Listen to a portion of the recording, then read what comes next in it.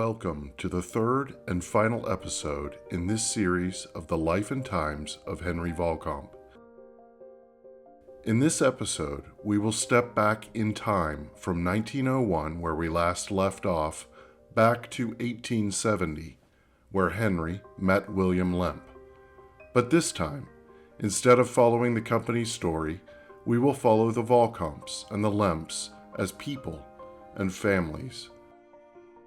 From the early years of Henry and William's partnership through the final days of the empire and beyond. Armed with new data gathered directly from Henry Vahlkamp's descendants, we have assembled a completely new story, one that includes a voice long forgotten. Henry Vahlkamp, the Lemp's true friend, the man who dedicated 52 years of his life to the Lemp's concerns. The man who would manage their massive businesses, defend them in court, and would be there in their final moments. Using this new information, we will tell the story of these two families, one destined to shock the world with their drama and catastrophe, and the other to move on from that time into a new era, relatively unscathed. Let's discover together the true story of the legends of Lemp. Vahlkamp and Lemp both came from the same war-torn country of Germany, both with dreams of pursuing their fortunes in the United States. Lemp came over at the age of 12, joining his father Adam in 1848. And Vahlkamp followed in 1866 at the age of 22. Both families lived in St. Louis, blocks from each other. Both men worked at the same office building. But as we'll see, the Lemps, just like the mighty Lemp Brewery, declined and faded. But the Vahlkamps grew and prospered, eventually spreading across the country and giving rise to multiple business leaders who made an impact in many different industries and locales. So, to tell the stories of the two families, we'll need to step back a little from where we ended episode 2. When they started working together in 1870, Lemp was 34 and Vahlkamp was a worldly 25 years old, having served in both the Prussian and U.S. militaries, and as we know, having traveled extensively. In 1870, Lemp Brewery was the largest St. Louis brewery, followed closely by two other leading brewers, Winkelmeyer and Uhrig. In that year, Lemp shipped 15,000 barrels of beer. The combined three major breweries shipped 50,000, and St. Louis City as a whole shipped a total of 100,000 barrels of beer out of about 30 breweries. Lemp was married to Julia Fiekert, and by that time they had 3 children together, Anna, Billy, and newborn Louis. Lemp had a career that had kept him in the St. Louis area since he was a preteen, building a company since he was 26, having taken it over from Adam in 1862. So Vahlkamp's first jobs are, he's a clerk. He's a stamp sticker. He's a delivery man. He's, what he says is a jack of all trades.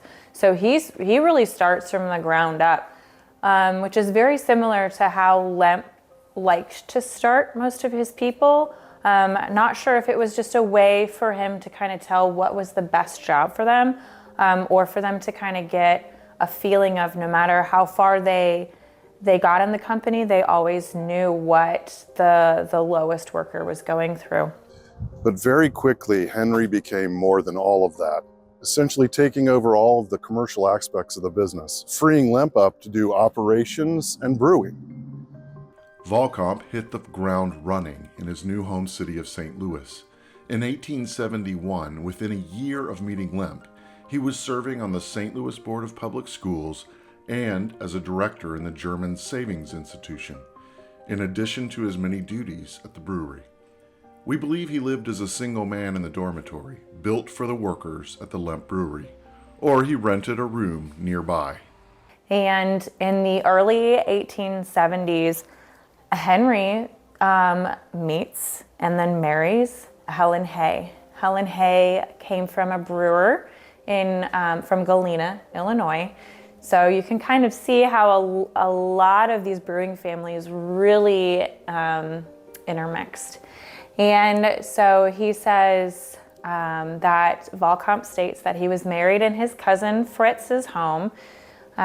So there were some Vahlkamps that came before him and settled in St. Louis. And so Reverend Brashler married them, and he's from St. Mark's. In 1873, Frederick Lemp is born to William and Julia. Frederick is the sixth child for the couple and would be the favorite of William Lemp and tapped as the heir apparent for the Lemp Empire. On April 5, 1875, Henry Vahlkamp became a U.S. citizen, and in October of that year, the Vahlkamp's first child is born, Henry Rudolph. We also know, based on family records, that Vahlkamp visited his home in Germany for the first time since arriving in the United States. These bricks are all that's left of Lux Avenue, where the Vahlkamps lived in 1876. We looked on a map, and the only residents on this block in 1876 were the Lemp dormitories. So we're led to conclude that the Vahlkamps lived in the Lemp dormitories. In 1876, Anheuser-Busch introduced Budweiser, and Lemp was producing 61,000 barrels of beer. Lemp was the 19th largest brewery in the country, larger than Anheuser-Busch at the time. In 1877, Lemp added a bottling plant, and the Vahlkamps welcomed daughter Henrietta in June. In 1878, the first artificial refrigeration machinery was added to the Lemp Brewery. 100,000 barrels were produced that year, and 10-month-old Henrietta Vahlkamp died. In 1879, the same year as the house on Miami Street was built, tragedy struck the Vahlkamp home. Now, while they're building this company, unfortunately, tragedy strikes the Vahlkamp family. Henrietta dies just before Clara. She dies before she's 1. Clara is born in February 3rd, I do believe, 1879. And then a month later, Henry's wife, Helen, dies. She dies of endocarditis. So she must have picked up some sort of a virus, and it got to her heart, and she passed in their home on Lux. Astonishingly, or perhaps not given the pressures that Vahlkamp was under both professionally and personally, he married Caroline Hay, Helen Hay's sister, on September 23rd, just 6 months after Helen's passing. And then they moved to the Vahlkamp home. In the 1880s, the temperance movement began to coalesce in the streets, and talk of a prohibition of alcohol began to be whispered about in the halls of Congress. At this time, the temperance movement actually was advocating beer consumption. They thought it was a lesser of the two evils because beer, and especially lager beer, had such a low percentage of alcohol in it. They saw it as a compromise almost, that if you are going to drink, you might as well drink something that doesn't have a lot of alcohol in it. And actually, it was encouraged to drink beer. It was encouraged that you drank beer at work. It was encouraged that you drank it to keep your health and to keep your vitality. Even as the mood of the nation darkened toward demon liquor, and resentment built, especially among the female ranks of the country, against the hyper-masculine and destructive cultures of saloons where women were not allowed, the large beer companies, including Lemp, were pouring resources into growth with vast expansion to capacity and ability to ship nationally and internationally. As pressures increased in the market on smaller players, market consolidation began to occur in the highly competitive industry as larger players snapped up smaller competitors. German cultural power was also at an all-time high during this decade in St. Louis, with over half the population claiming at least partial German heritage, and the culture of beer was brought with them and woven into the fabric of their newly adopted city, setting up a future of culture clashes between this new cultural force and other social forces beginning to find their voices in this decade. At this time, there are millions of barrels of beer being distributed in St. Louis. Beer gardens are the new normal. You have a large German population, and beer gardens are just a family affair. It's where you go and you spend the day with your family drinking beer, eating light snacks and dinners. Some of these were actually in the caves too. So I can only imagine what it must have been like to be in a cave drinking beer with your family running around. Mirroring the growth of their chosen industry and their native German culture, the Vahlkamp and Lemp clans also experienced growth during this time. In 1889, Henry and Caroline had 7 children, all living in the Vahlkamp house near the Lemp Brewery. Lemp also was building his family with Julia. Their youngest of 8 children, Elsa, was born in 1883. They had also welcomed their first grandchild, Jeffrey, born to their eldest daughter, Anna. The 1890s is where the investments of the 1880s really started to pay off.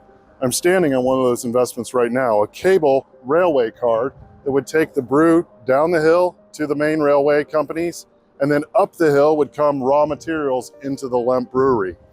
1892, Lemp Brewery incorporated, and William Lemp Sr. moved into what is now the Lemp Mansion. By the end of the 1890s, Lemp was shipping internationally. Part to Vahlkamp's efforts. Vahlkamp often traveled to many far-flung places to set up operations. In the 1890s, Lemp beer becomes not only a national name, it becomes an international name. They start shipping to places like Canada, Japan, Hawaii, which isn't a state yet, India, all of these far-flung places. And it's in a large part due to Vahlkamp. Vahlkamp had traveled before, and I think he just had a knack for being able to go to new places and learning new cultures and really kind of figuring out the best way to be able to get the beer to these places. Lemp's daughter, Hilda, married Gustav Pabst, the son of Frederick Pabst, further aligning the great brewing houses. Frederick married Irene Verdun on a rather somber day. She had just lost her father and 10-year-old sister from disease the previous month. Sadness will prove to be a constant in Irene's life, unfortunately. Billy also gets married. He gets married to the incomparable Lily Handlin. Or Lillian, not Lily. She would be very upset if we said that. So Lillian, the Lavender Lady is what she is called. She is a socialite. She is someone who is used to getting what she wants. And that is also very similar to Billy. Billy is used to getting what he wants. It's kind of unknown as to whether this was an arranged marriage, if it wasn't trying to bring 2 affluent families together. But the coupling kind of seemed doomed from the beginning, and we'll see more about how this impacted Billy and Lillian later on. But for now, newlyweds, they move in to a house across from the Lemp Mansion, so across from his dad's house, and start their lives together. Henry and Caroline continue to build their family, welcoming in 5 more children in the 1890s. Unfortunately, baby Alma doesn't make it past her first year, suffering from a stomach lining problem. The Vahlkamp house can't hold the 11 children and 2 adults anymore, and Henry begins construction on their new home at 3545 Lafayette Avenue. But at this time, I think Henry and Caroline realized that the Vahlkamp home, as we all know it, couldn't hold them and their 11 children at this time. So they start planning and they start building a 22-room mansion at 3545 Lafayette Avenue. Unfortunately, this house is no longer standing. We do have pictures of it though, which is something that I've been searching for months now. But thank you to the Vahlkamp family for welcoming us into their home and sharing this with us. We now have pictures of this house, and we have the most wonderful accounts of Christmases that happened in that house. And it seemed to be a home that was filled with a lot of love and a lot of joy. This will be the last great decade for the Lemps. Unfortunately, after this, their story begins to turn dark. But as Vahlkamp moves into this new home and is building this family and having these beautiful family traditions, this is unfortunately probably the last great decade for the Lemp family. In the coming years, things get a little dark. The turn of the century brought the world to St. Louis. In 1904, St. Louis was selected to be the site of the World's Fair. It thrust the city into the national spotlight. The city invested in infrastructure such as transportation, meeting spaces, event spaces. Lemp Sr. was part of this effort. He served on the board of directors for the event and was very instrumental in the establishment of the Agricultural Hall, the largest of all the event spaces. But we do know that that Frederick, the heir apparent, died in 1901, and this is something that completely rocked William J. Lemp Sr.'s world. He was his right-hand man. He was who was probably, out of all of his sons, was most like him. And that's why he chose Frederick to move on, to move up in the company.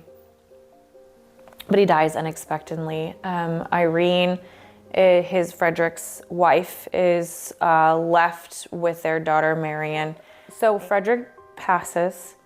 William J. Lemp Sr. then constructs the largest mausoleum at Bellefontaine Cemetery for him, and then Frederick is finally interred in his last resting place in 1903. Senior visits him often. It's just accounted that he's there all the time. As time goes, Senior's there less and less. It's like there was this heavy fog placed on him right when Frederick died. And then as time went on, it started to lift, but he was never the same man. Vahlkamp is actually is noted as saying that he's just not the same man, and that he's very worried about him, and he fears the worst. Then tragedy strikes again. Frederick Pabst, Lemp's dearest friend, dies. This is an event that Lemp Sr. will never recover from.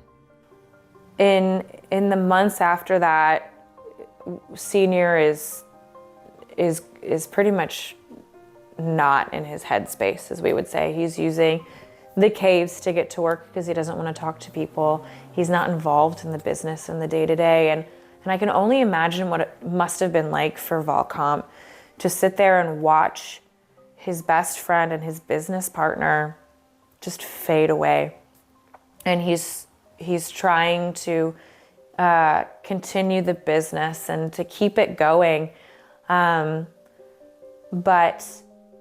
unfortunately, on February 13, 1904, after William Sr.'s family has all left for the day, he locks himself in his bedroom, and he dies of a self-inflicted gunshot wound. A servant, startled by the shot, ran to Lemp's bedroom and knocked. It was locked. So she sprinted to the brewery to find the boys and Vahlkamp. The boys broke away and ran to the house. They hammered down the door of the office and found their father in a pool of blood on the bed with a head wound. A doctor was called, and Julia Lemp was summoned from her shopping in the city. Nothing could be done. Lemp passed, surrounded by family and Vahlkamp. So the boys go to the brewery. They have to tell them what has happened. Henry Vahlkamp is there. He's talking with the police, he's talking with reporters, and he's also trying to console this family in this time. The show must go on. The World's Fair opened in April, with Billy at the helm of the events where Lemp Sr. had served. Vahlkamp was steering the brewery back on course after the beer baron's sudden exit. Billy was elected president in August, and together with Vahlkamp and his brothers, Louis, Charlie, and Edwin, they tried to continue in Lemp Sr.'s sudden absence. So here's Billy Lemp. He is in charge of this brewery. It was his father's legacy, and it was a brewery that was never actually meant to be his. And now he's in charge of it. And he is also dealing with his own family life.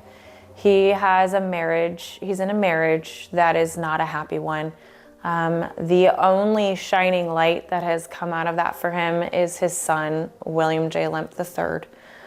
And so, you know, the poor man I can only imagine how stuck he must have felt and how much of a weight and a responsibility he felt to carry on everything that his father has done.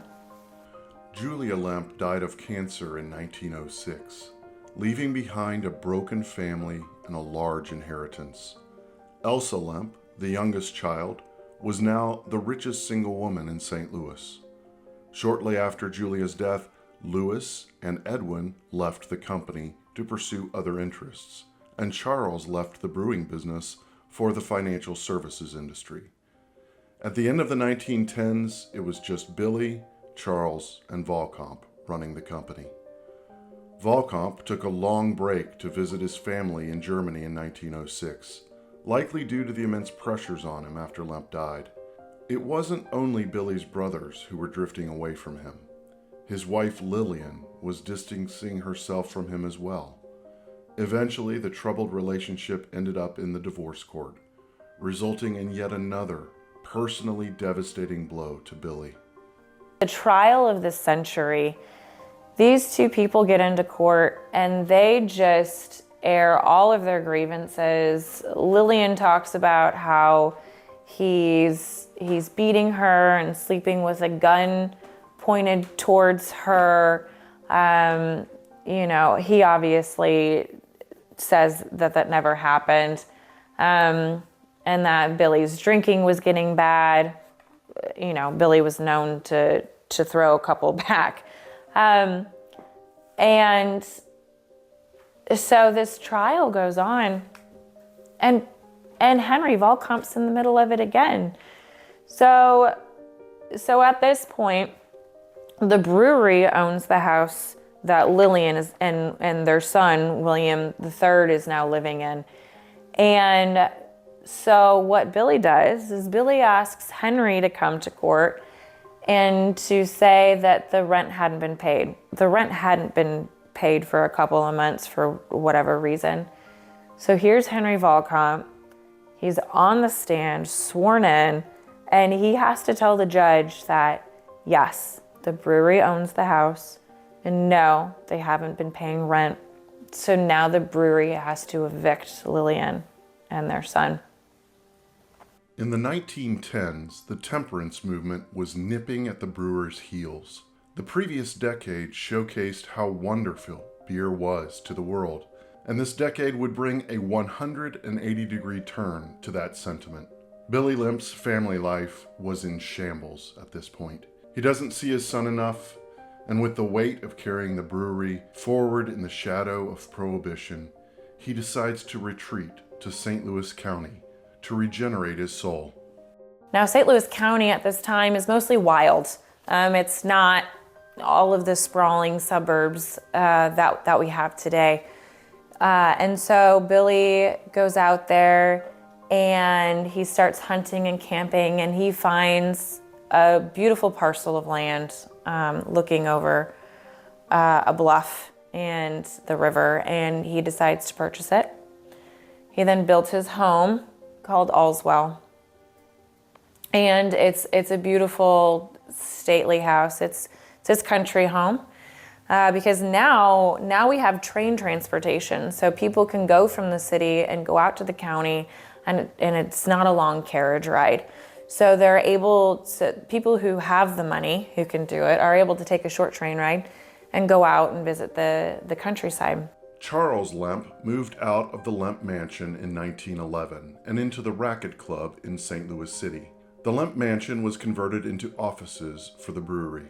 Billy Lemp began the last major building project at the brewery. The large brick grain silos were constructed in 1911. Vahlkamp suffered a stroke in 1911.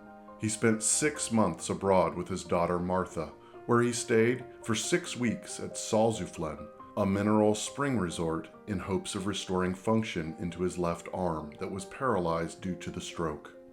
On the fateful night of April 14th, 1912, the unsinkable Titanic sinks to the bottom of the Atlantic. Down with it goes several cases of Lemp beer. As luck would have it, Elsa Lemp wanted to go on the maiden voyage, but all first-class passenger tickets were sold out.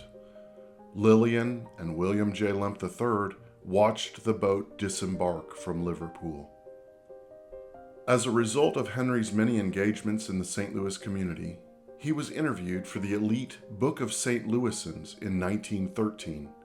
He was also elected trustee of the United States Brewers Association. In 1915, Billy met and married Ellie Limburg, a widow of the late brewer Rudolph Limburg and daughter to the president of the Columbia Brewers of St. Louis. As wealthy and prominent as Ellie was, she was not the flashy socialite that Lillian was.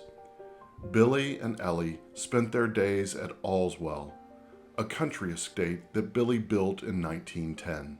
By 1916, Prohibition is on the mind of every U.S. citizen. We're a country divided. And the beer barons? Well, they're all German, and drinking beer, it's part of their heritage. Once drinking beer was encouraged, especially at work, to maintain health and vigor. Now people were questioning every German American and their allegiance. Were they German spies? Were they helping to fund the German war efforts? Many influential German Americans would be investigated during this time to probe their loyalties. We can kind of understand why Prohibition was such a big thing. The suffragist movement was very involved in it because these women, their husbands were drinking in saloons all night. They are getting services from brothels and then coming home and either spreading venereal diseases or harassing or beating their wives or their children. And so you can kind of see both sides. Elsa, the youngest Lemp, she gets married to Thomas Wright. Within a few years, she becomes pregnant. But unfortunately, just as happened with her mother, her daughter is stillborn. And she never really recovers from that sorrow. After that, she develops a lot of illnesses. She's taking medication for them, and she's just not happy.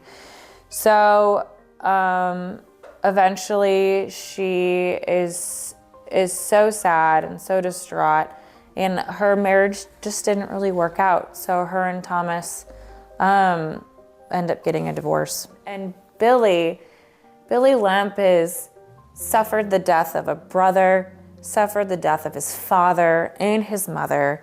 His brothers all leave him the brewery. His divorce, everyone in town knows all of his bad habits, has a horrible divorce. He doesn't get to see his son as much. And now he's left trying to figure out what to do with this large brewery in the face of Prohibition. By 1918, brewers were feverishly trying to prevent Prohibition, or trying to change their manufacturing to non-alcoholic beverages. The government committed to helping brewers revolutionize their business if Prohibition was passed, but that didn't pan out. Near beers were brewed in hopes of keeping the breweries going. Anheuser-Busch created Bevo, which saw acceptable levels of sales in the marketplace. Lemp created Serva, which was not received well in the marketplace. Near beers would not be their saving grace, since many people could now brew beer at home using ingredients found at the grocery store. Home brews would become a fad in the coming years. On January 16, 1919, America would become a dry country with the ratification of the 18th Amendment. In the end, ice houses, rail lines, yeast, and grain distribution is what Billy Lemp unsuccessfully turned to save his dying business. In May of 1919, he would close the Lemp Brewery forever, just months before Prohibition would be enacted. May 3rd, 1919, workers of the William J. Lemp Brewery show up to work, but it's chained, closed. It's locked forever. It, to this day, has never brewed beer in its large kettles since then. And here's Billy, working not too far, staring at this huge brewery complex as a failure. He's failed his father. He failed in his marriage, and he's failed all of the workers. The roaring 20s, flapper girls, raging parties, and lots of alcohol. While people were out having a good time partying into the early morning at speakeasies across the country, Elsa Lemp was newly divorced and enjoying her solitude until an unlikely person entered back into her life. This time, Elsa had gotten divorced. She's living her life, and then about a year later, somehow Thomas Wright comes back into her life and they rekindle their relationship.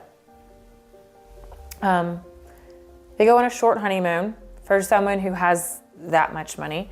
12 days is all it was. They come back to their large house, and Elsa's she's still not well. She complains of stomach aches and she can't eat and she just doesn't sleep, and kind of all those things that stress and anxiety can really do to a person when it builds up for so long.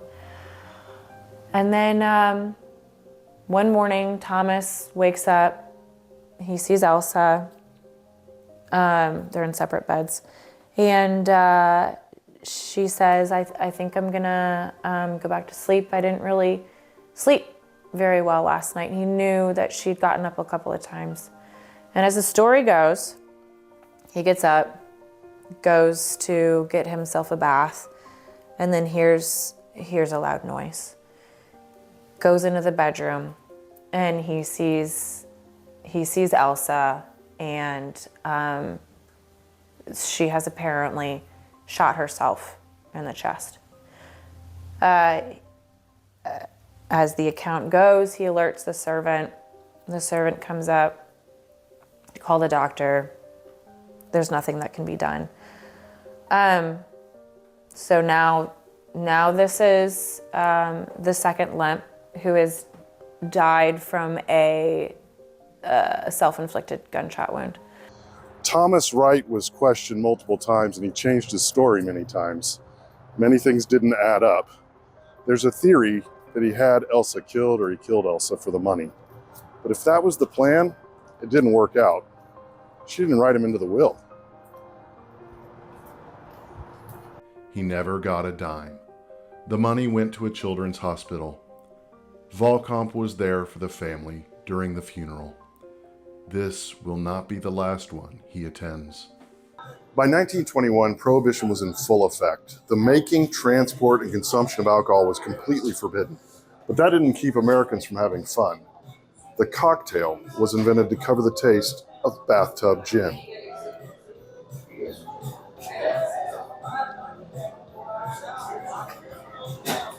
That's good stuff. Bootleggers started improving their cars to outrun the police and carry heavy loads of moonshine. Rum runners were testing the reach of the American government. It was well known that people didn't stop drinking. They just didn't do it in public. The gangs that political figures hoped would die out just made more money and gained more power. The beer barons were left in the dust. They could not legally brew beer, but many mobsters and normal Americans were brewing in secret. Vahlkamp spoke at length about how bad prohibition was for the law-abiding businesses. In his autobiography, he talks about how the government first encouraged the brewers for decades to export American beer into international markets. Then, a few years later, they demonized it, crushing the industry. And now, the same government which helped the brewers to sell and to manufacture good, nutritious, and healthful beer saw itself moved to destroy the entire brewing industry. The question is right here. Where lie right and justice? Furthermore, has prohibition raised up the morality of the nation? Have the people become better? And are the political, social, and economic affairs in the United States today, 9.5 years after the coming into force of the Prohibition Amendment, on a higher, more sublime level than before? Every rational, right-thinking, unprejudiced man will answer this question in the negative. By 1922, the brewery had sold for pennies on the dollar, and it all happened on Billy Lemp's watch. It must have pained him deeply. And so Billy is going into work every day and he sees the defunct brewery and he sees his failures. And the morning of December 29th, 1922, Billy comes into the office, the Lemp Mansion, his childhood home. Vahlkamp's there. And because Vahlkamp, although he was retiring that year, he still helped out until 1925. So he wasn't there all the time. He was spending a lot of his time traveling, actually. But on this morning, Vahlkamp's there and he sees Billy in his office and they're talking about the goings on. And Vahlkamp tells him, he says, "Billy, you're looking good today. You're looking better." And Billy says, I might look that way, but I don't feel that way. And Vahlkamp's still trying to cheer him up. And they finish their conversation and Vahlkamp leaves. A secretary comes in and talks to Billy, and then she leaves. And within a few minutes, a gunshot is heard in the house. Vahlkamp rushes in. He sees Billy has drug a large, heavy chair to a corner of the office, opened his shirt, and shot himself in the chest. And Vahlkamp calls the police. Billy is the third family member to die of a self-inflicted gunshot wound, and he is the second to do so in that house. Vahlkamp was with the company until it officially closed in 1925, the longest-serving employee in all of Lemp Brewing history, with 52 years at the company. He was there to guide, build, mourn, and fight for brewing. He spent the remainder of his days traveling to Europe every year, taking grandchildren and having adventures. In 1928, he met Germany's president, Hindenburg. Hindenburg wanted to know what it was like to live in America, and if Vahlkamp would consider a dual citizenship. Vahlkamp simply stated, "Germany is my mother, but the United States is my wife." He meant that he would never lose his love for his homeland, but that he had set out on a new path with his own life dreams and would never be coming back. In September 1929, he celebrated his golden wedding anniversary, surrounded by all of his family, the family that he had built with his loving wife Caroline. Vahlkamp knew that his legacy would go on for years. And so Henry Vahlkamp, on January 3rd, 1931, passes away at 86 years old. This man has been through family tragedies of his own. He has been the person who has witnessed the Lemp's family tragedies and has been there for his best friend's children. And he lived the fullest life I think that anyone could really hope to. He traveled, he built an empire, he tried to fight off prohibition. He got to see his grandchildren, and his great-grandchildren today still talk about him.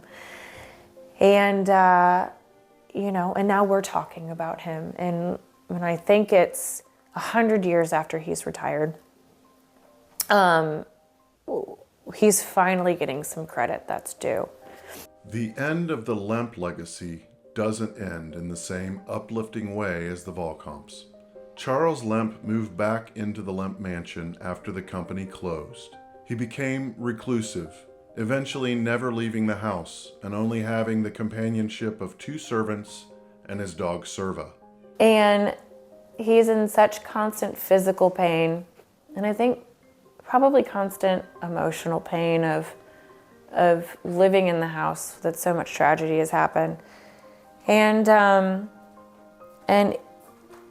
1949, as 3 other family members before him had, he dies of a self-inflicted gunshot wound. And Charles is very specific on his arrangements. He didn't want his body washed. He wanted his body to be immediately taken and cremated. And Charles is the one that is not buried is not interred in Bellefontaine Mausoleum. He is cremated, and he is told to be his cremains to be put into a wicker box and then buried on the farm. Charles didn't own a farm. So it's kind of unknown as to really where he is interred. Edwin knows, but we just know that he's interred on a farm south of St. Louis somewhere. Louis died of natural causes in 1931, Anna in 1939, Hilda in 1951. Then it was just Edwin Lemp. Edwin lived in his home Cragwald, close to his brother's estate, Allswell. Edwin's heart was never in brewing. He left the company soon after Louis left. Young Edwin had all the money he could ever need, and decided to live his life on his own terms. He was known to throw lavish dinner parties, some where he performed the role of chef. He also loved animals. He built a refuge for animals at his country estate, Cragwald. Later, he contributed to the St. Louis Zoo and other zoological parks. He never married, never had kids, and died quietly in his 90s in 1970. His only companion later in life was his caretaker and friend, John Bopp, who hid all of Edwin's family secrets. But John Bopp was told by Edwin that when Edwin passes, he has to do one very specific thing. John Bopp takes the family's artwork, the family's journals, family keepsakes, anything really Lemp family related is told to put it into a pile and is told to burn it.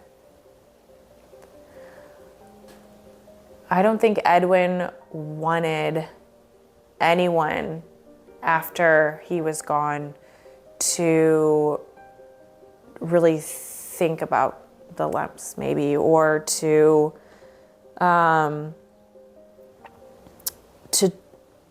he just wanted his family to rest. They had been through enough, and he just wanted the family to die with him. The Lemp Empire smoldered into ash. Vahlkamp's legacy lives on in his children, grandchildren, and beyond. Over 50 great-grandchildren are recorded today. The family has books of pictures and letters that show what an adventurous and cosmopolitan man he was. a family that now reaches from coast to coast. He is remembered today by people who can tell his story. Thanks for taking the time to watch the final episode of the Lemp Vahlkamp story. Lemp's legacy lives on in local pop culture as a family cursed by tragedy. And 100 years after Henry Vahlkamp retired from Lemp Brewery, his legacy lives on through the stories his family tells. And we at Mansard Media are honored to tell the world about Henry Vahlkamp's legacy.